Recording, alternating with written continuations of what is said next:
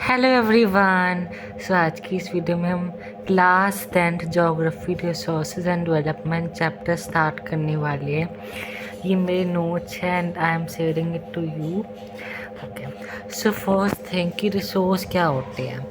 जो कोई भी चीज़ जो इन्वायरमेंट में होती है, जो टेक्नोलॉजिकली एक्सेसिबल होती है, कल्चरली एक्सेप्टेबल होती है एंड इकोनॉमिकली फिजिबल होती है, उसी टर्म को आप रिसोर्स कहते हो। ठीक है, नेक्स्ट टॉपिक है डेवलपमेंट ऑफ रिसोर्सेज। रिसोर्सेज के बहुत सारे टाइप्स होते हैं that I am not written because it is very much known and we have done it in class 8 also. Next topic है डेवलपमेंट ऑफ रिसोर्सेज। देखो, resources है बहुत ज़्यादा डिमांड में है, रिसोर्सेज को बहुत ज़्यादा यूज़ किया जाता है। ये 3 प्रॉब्लम्स आती है because of the excess use of resources. जब रिसोर्सेज को ज़्यादा यूज़ करते हैं तो ये प्रॉब्लम आती है। क्या क्या प्रॉब्लम है?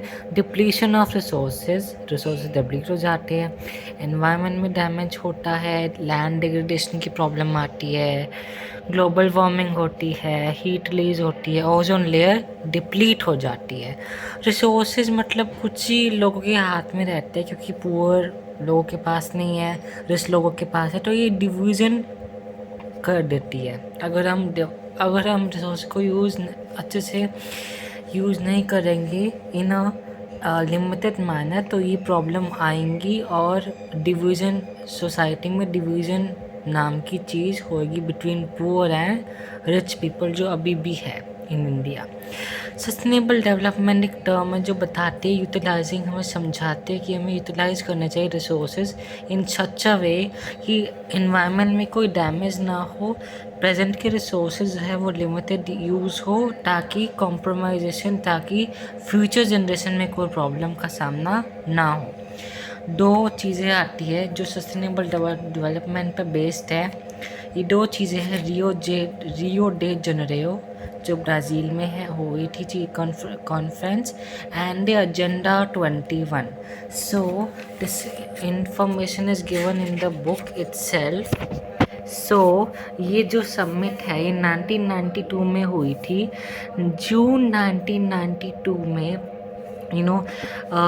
100 से भी ज़्यादा हेड ऑफ द स्टेट्स आए थे ये जगह पर ब्राज़ील में, फर्स्ट इंटरनेशनल अर्थ समिट के लिए समिट हुई थी, ताकि जो है इन्वायरमेंटल डैमेज की प्रॉब्लम्स को एड्रेस करने के लिए और सोशल इकोनॉमिक डेवलपमेंट के लिए हुई थी। फिर जो है लीडर्स असेंबल होते हैं, साइन किया था global climatic change and biological diversity. उन्होंने अपने हैंड्स टुगेदर रखे थे ताकि वो एक चेंज ला पाए, पूरी सोसाइटी में सस्टेनेबल डेवलपमेंट कर पाए।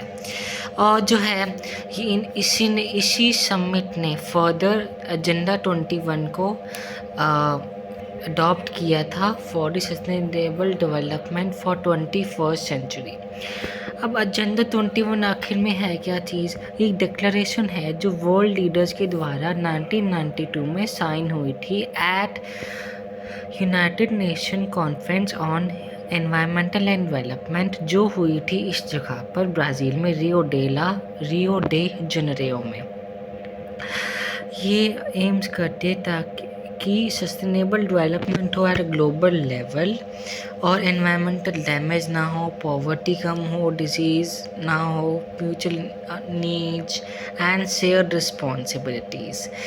जो ये ऑब्जेक्टिव है ना, इसका ऑब्जेक्टिव है कि हर एक लोकल गवर्नमेंट को एजेंडा 21 अडॉप्ट करना चाहिए। उसके बाद जो नेक्स्ट टॉपिक आता है आपका वो है रिसोर्स प्लानिंग। तो what is resource planning? The process of planning the resources, उसी को कहते हैं resource planning. States of Jharkhand में, छत्तीसगढ़ में, मध्य प्रदेश में, ये सारे स्टेट्स मिनरल और कोल डिपॉजिट्स के लिए है, रिच है। अरुणाचल प्रदेश जो है उसमें अबंडेंस ऑफ वाटर रिसोर्सेज है, but what about the infrastructure, वो वहाँ पर कम है। राजस्थान में comparatively solar and wind energy के रिसोर्सेज बहुत ज़्यादा है, but what about water resources, वो सब कम है। लद्दाख में हेरिटेज तो बहुत अच्छी है, कल्चरल हेरिटेज अच्छी है, टूरिज़्म भी अच्छा है, but what about water and infrastructure, उस चीज़ की कमी है। तो इन्हीं कारणों की वजह से, इन एग्जांपल्स की वजह से हमें रिसोर्स प्लानिंग करनी चाहिए। रिसोर्स प्लानिंग इंडिया में कैसे होती है? 3 स्टेप्स की मदद से, और भी बहुत सारे स्टेप्स होते हैं जिनकी मदद से रिसोर्स प्लानिंग होती है। फर्स्ट स्टेप होता है कि आप अपने रिसोर्सेज को पहले आप मैप लो, उसमें कंट्रीज़ को आइडेंटिफाई करो, किन किन कंट्रीज़ में कौन से रिसोर्सेज पाए जाते हैं और किन किन की कमी है, ताकि आप उसको अकॉर्डिंगली प्लान कर पाओ। सेकेंड स्टेप होता है कि प्रॉपर प्लानिंग की जाए, प्रॉपर स्किल के साथ, प्रॉपर टेक्नोलॉजी, और उसी के साथ साथ हमने जो रिसोर्सेज प्लानिंग करी है उसको हम इम्प्लीमेंट भी करें in a proper manner, in a proper plan.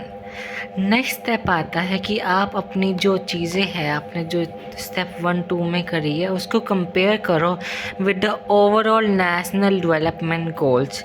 इसी से आपको पता लगेगा कि नेशनल डेवलपमेंट गोल्स और आपने जो 2 गोल्स बनाए रिसोर्स प्लानिंग में, उसमें कोई अंतर है या फिर वो सही बनाए हैं आपने। उसके बाद इंडिया में फर्स्ट 5 ईयर प्लानिंग होती है, जिसमें फर्स्ट 5 ईयर में हम प्लान करते हैं कि रिसोर्सेज को कैसे हम प्लान करेंगे, कैसे रिसोर्सेज डिफरेंट कंट्रीज़ में यूज़ होंगे। ये इंडिपेंडेंस के बाद में चीज़ ऑर्गेनाइज हुई थी।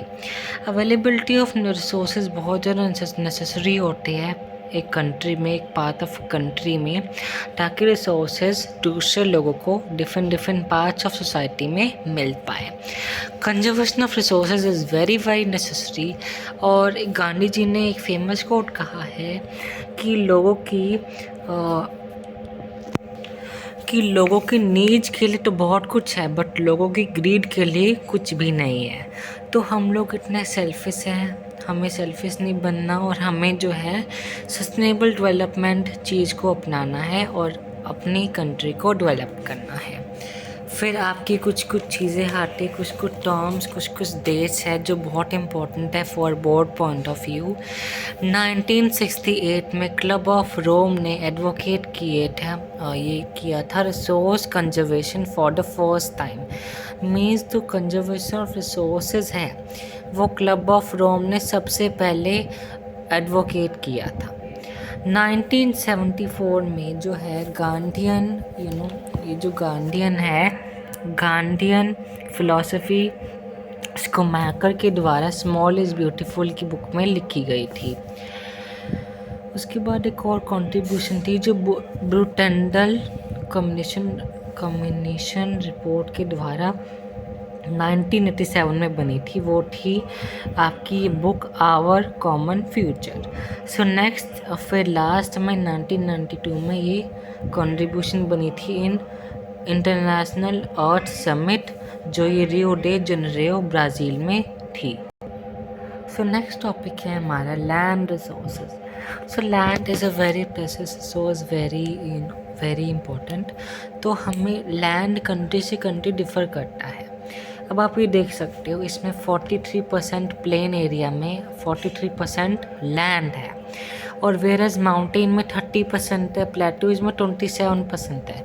Country to country, state to state, society to society land differ करती है।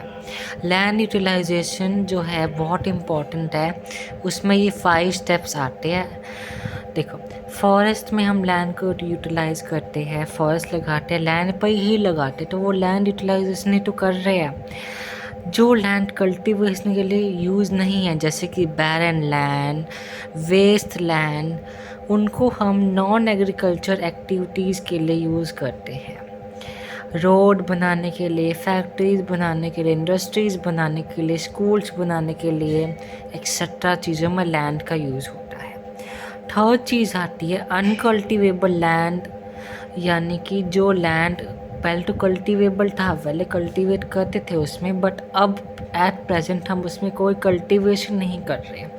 जैसे कि पैस्चर्स है, ग्रेजिंग लैंड है, मिसलेनियस ट्रीज़ अपने आप ग्रो हो जाते हैं लैंड पर। कल्चरेबल वेस्ट, ये लैंड ऐसा होता है कि मतलब जो अनकल्टिवेबल वेस्ट है ना, वो मोर देन 5 ईयर्स के लिए जब लेफ्ट होता है तो उसको कल्चरेबल वेस्ट कहते हैं। वही चीज़ अगर हम देखते हैं फैलो लैंड में, तो फैलो लैंड में करंट फैलो लैंड है। करंट फैलो लैंड क्या होता है कि जब लैंड को हम अनकल्टिवेबल लेफ्ट करते हैं फॉर 1 ईयर और लेस देन 1 ईयर, उसी को कहते हैं करंट फैलो लैंड। फिर है other than current fallow land. इसका क्या मतलब होता है, इसकी डेफिनेशन ये होती है जो लैंड जो अनकल्टिवेटेड है फॉर पास्ट 1 to 5 ईयर्स, उसी को कहते हैं other than current fallow land. फिर 2 टर्म्स है net sown area and gross cropped area. So net sown area क्या होता है, फिजिकल एक्सटेंट ऑफ लैंड जो जिसमें क्रॉप्स हम एक बारी सो करते हैं। ग्रॉस क्रॉप्ड एरिया एक बहुत वाइडर टर्म है जिसका मतलब ये होता है, इसकी डेफिनेशन इस टाइप से है कि जब हम एग्रीकल्चर